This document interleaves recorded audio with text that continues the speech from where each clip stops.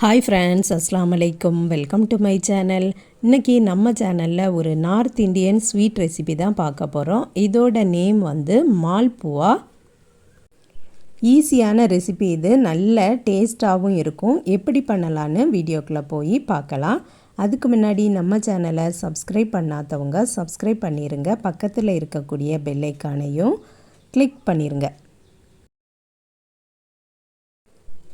ஒரு பாத்திரம் எடுத்திருக்கேன். அதில் 3/4 கப்பு அரிச்ச மைதா மாவு சேர்த்துருக்கேன். 1/4 கப்பு ரவை எடுத்திருக்கேன். அதுக்கப்புறம் 1 டேபிள் ஸ்பூன் மில்க் பவுடர் போட்டுக்கலாம். 1 டீஸ்பூன் ஏலக்காய் பவுடரும் போட்டிருக்கேன். கொஞ்சமாக உப்பும் போட்டுட்டு இதை மிக்ஸ் பண்ணி கொடுத்துக்கலாம். க்ரஷ் பண்ணின சோம்பு தூளும் இதில் போடுவாங்க. நான் வந்து அதை போடலை. அதுக்கப்புறம் ஒரு 3/4 கப்பு போல் பால் எடுத்திருக்கேன். இந்த பால் வந்து லைட்டாக சூடான பால். அதை ஊற்றி நம்ம மிக்ஸ் பண்ணி எடுத்துக்கலாம். பேட்டர் வந்து திக்காக தான் இருக்கணும். கொஞ்சம் கொஞ்சமாக தண்ணீர் ஊற்றி மிக்ஸ் பண்ணிக்கிடலாம். மைதா மாவுக்கு பதில் கோதுமை மாவு வேணாலும் யூஸ் பண்ணலாம். கட்டிகள் எதுவும் இல்லாமல் நல்லா மிக்ஸ் பண்ணி எடுத்துக்கலாம். 1 டேபிள் ஸ்பூன் போல் பால் ஆடை நான் வந்து சேர்த்துருக்கேன். இது வந்து இன்றைக்கி எடுத்த ஃப்ரெஷ்ஷான பால் ஆடை. இந்த ரெசிபி வந்து ஸ்வீட் இல்லாத கோவா வச்சு தான் பண்ணுவாங்க. நான் வந்து இன்றைக்கி கோவா சேர்க்காததுனால தான் பால் பவுடரும் பாலும் பால் ஆடையும் ஊற்றி மிக்ஸ் பண்ணியிருக்கேன். ஸ்வீட்டுக்கு 1/4 கப்பு சீனியும் போட்டு நல்லா மிக்ஸ் பண்ணி எடுத்துக்கலாம். சீனி நல்லா கரைஞ்சதுக்கப்புறமா இதை மூடி போட்டு ஒரு 20 நிமிஷம் அப்படியே வச்சிடலாம்.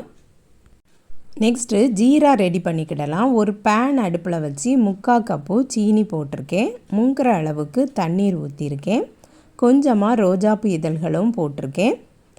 அதுக்கப்புறம் கொஞ்சம் குங்குமப்பூவும் போட்டிருக்கேன். உங்கள்கிட்ட இருந்தால் போட்டால் போதும், இல்லைன்னா அதை ஸ்கிப் பண்ணிவிட்டு நீங்கள் கொஞ்சமாக கலர் பவுடர் போட்டுக்கிடலாம்.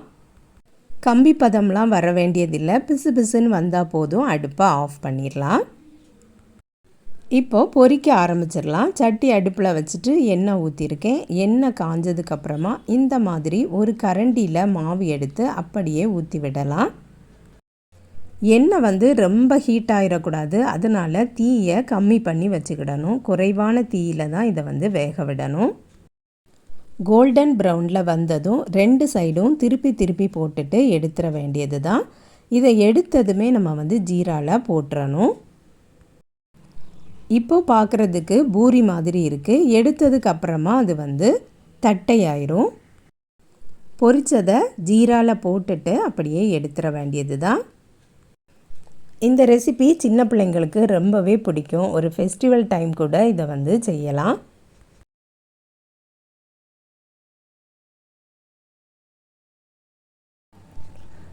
எல்லாத்தையுமே ஊற்றி பொரித்து எடுக்கலாம். இந்த மிக்ஸ் பண்ணின மாவு அவலத்துக்கும் எனக்கு வந்து ஒரு 10 அன்னம் கரெக்டாகிட்டு வந்தது.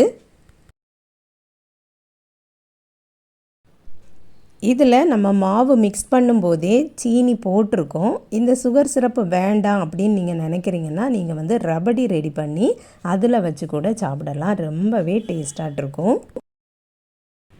இதில் சேர்த்துருக்கக்கூடிய பொருட்கள் எல்லாமே வீட்டில் இருக்கக்கூடிய பொருட்கள் தான். வீட்டில் இருக்கக்கூடிய பொருளை வச்சு நல்ல டேஸ்டியான மால்புவா ரெசிபி பண்ணியாச்சு. பார்க்கவே நல்ல சூப்பராக இருக்குது. சாப்பிடவும் ரொம்ப டேஸ்ட்டாக இருக்கும். இதுக்கு மேலே வந்து டெக்கரேஷனுக்கு நட்ஸ் வேணுன்னா கூட தூவிக்கலாம். நான் அதெல்லாம் போடலை.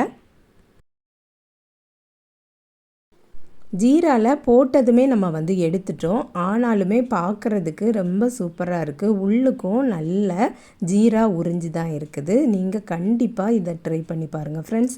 இந்த வீடியோ பிடிச்சிருந்துன்னா லைக் பண்ணுங்கள், ஷேர் பண்ணுங்கள். நம்ம சேனலை இது வரைக்கும் சப்ஸ்கிரைப் பண்ணலைன்னா சப்ஸ்கிரைப் பண்ணிடுங்க. நெக்ஸ்ட் வீடியோவில் சந்திக்கிறேன். அஸ்ஸலாமு அலைக்கும்.